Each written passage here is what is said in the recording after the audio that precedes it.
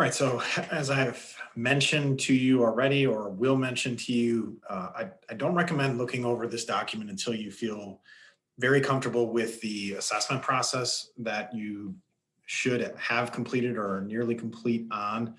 Um, Most of this won't make a lot of sense until you have all that data in place as far as what it is that you're going to gather as part of your assessment. So you know your measurables and all those things. So I don't recommend looking at this until you have that in place. So I'm just going to run through this planning process step by step. This can be done in any order. You can use that as a checklist. It's really up to you how you want to utilize this information. And certainly you don't need to do every single thing that's on here. But it is just a 10-step list of things that you could be doing as part of your planning process.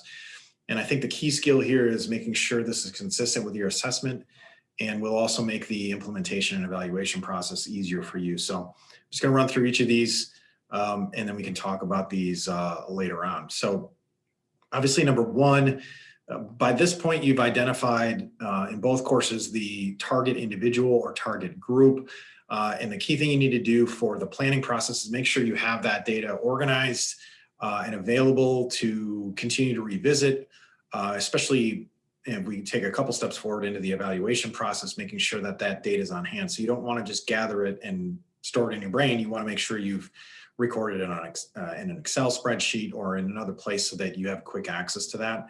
And this will be important for process evaluation, which is going to be during the implementation process. So make sure you have that group or individual identified. Make sure the data you gather from them as part of the assessment is in a place you can find it. So that's number one.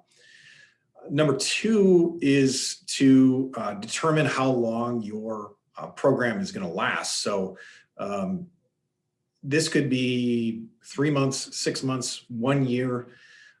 You really have to determine what the length of time is necessary in order to be able to change the behavior, not just in the short term, but the long term. So for some of you, this might be 3 months. Some of you might be 6 months. Some of you might be looking at a year to really make a lasting change. No matter the length, you want to make sure that you are justifying why you're doing that particular length. So the key is making sure you have evidence to back this up. So if you have some other research studies you found that do a similar program, how long did their program last? So find some examples and use them as your points. Don't just guess. Don't just say, I think it should be a year because it's a nice round number. Make sure when you're determining that length, you have some reasoning to back that up. Okay, so that's number two. Number three is getting into the evaluation piece, which is at the end of the course. But as we've mentioned, and you've learned in other courses, there's ongoing process evaluation during your programming. So if you have a year-long program, you may want to build in some checkpoints every 6 weeks, 3 months, 6 months, whatever, to determine if you're making progress and then make some adjustments if necessary. So this piece will carry over into the larger step 3, which is implementation. Figuring out how often you're going to check back in with your group and reassess. So you have to take into account resources. So if you're going to say, well, I'm going to re-estimate their body composition every 6 weeks. Okay, number one, why are you doing it that often? And number two, are you going to notice progress that quickly? Okay, so if it's a weight loss program, if it's a behavior change program, this can be done a little bit more frequently. For things like smoking cessation, it may be not as necessary to do this quite as often. Might be every 3 months. If it's a year-long program, every 3 months, I check in with that person. I reassess them in terms of their progress. If they've quit, okay, how are they feeling? Are they having withdrawal symptoms? Where are they at in terms of the stages of change? Things like that, right? And so you want to make sure your process evaluation pieces are consistent with your overall evaluation. So as you're putting your program together, you want to make sure you've identified what does success mean. And then all of these checkpoints line up with that overall success. So you want process evaluation lining up with outcome evaluation. Okay, so that's step 3. Step 4 is determining whether or not, number one, whether or not you need funding. And then if you need funding for the program to work, how much? Okay, so this could be for flyers. This could be for paying people who are going to administer the program. This could be for several things. Could be for incentives. So if you're going to try and help a person quit smoking, you might pay for some of their smoking cessation products. So this is something you want to take into consideration. Do you need a budget? And if so, what is that money going to be used for? Okay. And again, so the point B there under number 4 asks how will the money be spent and distributed. This might need to be something that's approved by an overall budget manager. So if you're running this through a school district, okay, you might have some administrative people that you have to go to and say, okay, can you give me this money? And then they might ask for you to justify that. And so you have to explain why you need the money and what it's for, okay? So that's number 4. Number 5, where are things going to happen? So are you going to need physical spaces for education, for reassessment, for counseling, for other things like that? So what kind of spaces are you going to need, and why are you going to need them? Okay, are these spaces free? Are you going to have to rent a space? Are things going to happen online or via Zoom? If that's going to happen, which sites are you going to use? Whose Zoom site is that? If you're going to go online, Facebook pages, other things, do you have a Facebook page for the program, or do you have a Facebook page through the school district or through the business? You need to figure those kind of things out. So if you're doing any kind of education, either in person or online, how is that going to happen? Whose space is it under? Is it going to be free? Other things like that. So you have to take all that into consideration as far as where this stuff is going to happen, why it's going to happen there, why that's the most effective place for it to occur, and then all the details that go into that. All right. Number 6 is who, and that is all the people that are involved in administering the program, and you can specifically look at this as your team of people. So this could be nurses, could be other coaches, it could be administrative people. Your team should include somebody who's in a leadership position for sure. So aside from you, is this an owner of a company? Is it the superintendent of the school district? Is it a principal? Is it a college president? Is it the CEO of a company? Whoever. They need to be part of your team for sure. And then you have some other people who are doing some of the various tests. So who are the people gathering data? So if you're doing blood pressures and weighing people and doing body composition and doing all those things, who's doing that? Is it a nurse? Is it you? So you've got to figure that out. Are these people qualified to be doing what they're doing? Who are the people that are doing all the communications? Is it you again, or is it a team of people that are part of your efforts? Who's doing the education? Are those people qualified? Okay, if you're having people doing counseling, who is doing that? Okay, and then who's doing all the evaluation? Again, is it you, or is it a group of people that are helping you take care of that? So you need a team of people potentially, and you need to figure out who that is. Difficult to do this programming individually, so just be aware of that. All right. And that kind of rolls into what kind of resources you're going to need. So are you doing blood pressures?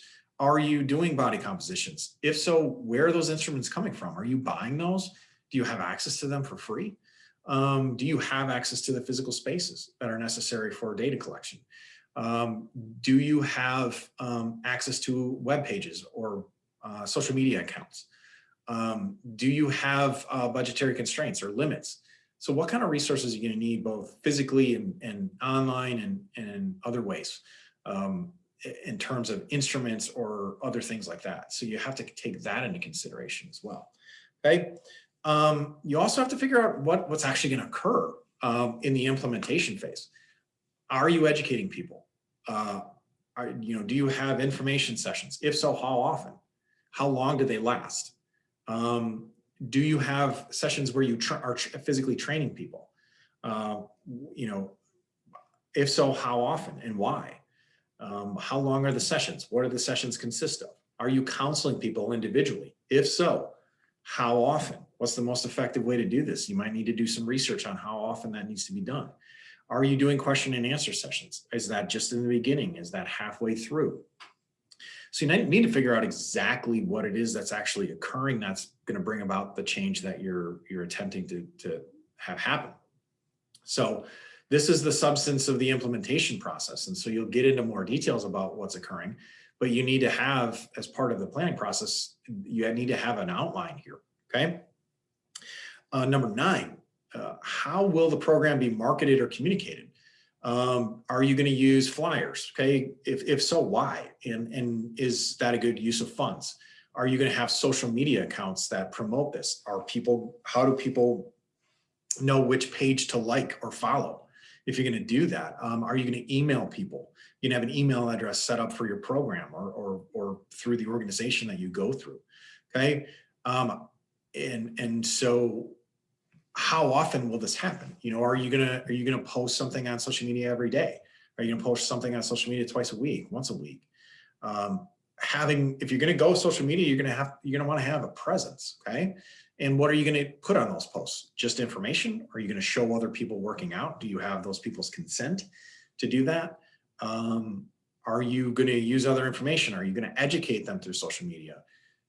So a lot of different things to consider here as far as both the marketing piece and the communication piece. How often are you going to reach out to people, both individually and as groups? All these things to take into account. You need to know your group. What is the best way to communicate with your group that you're focused on? That is the one question you have to answer for number 9.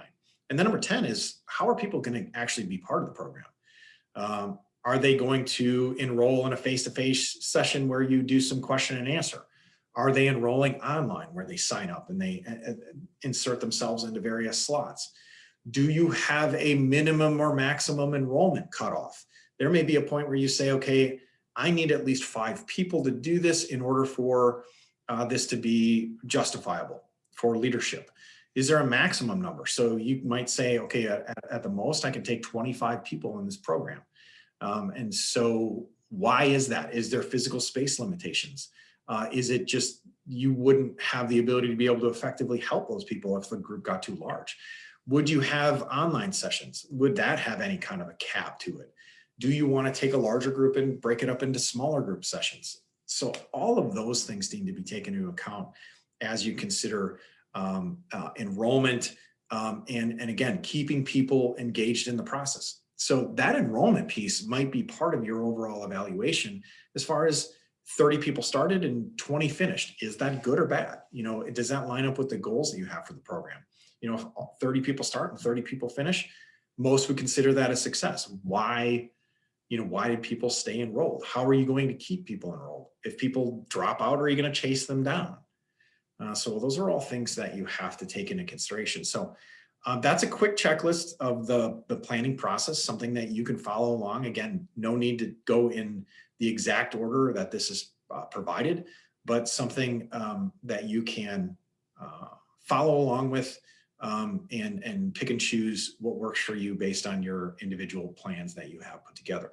Okay, questions or concerns, send them my way. This will lead directly into the implementation piece later on. Okay, see ya.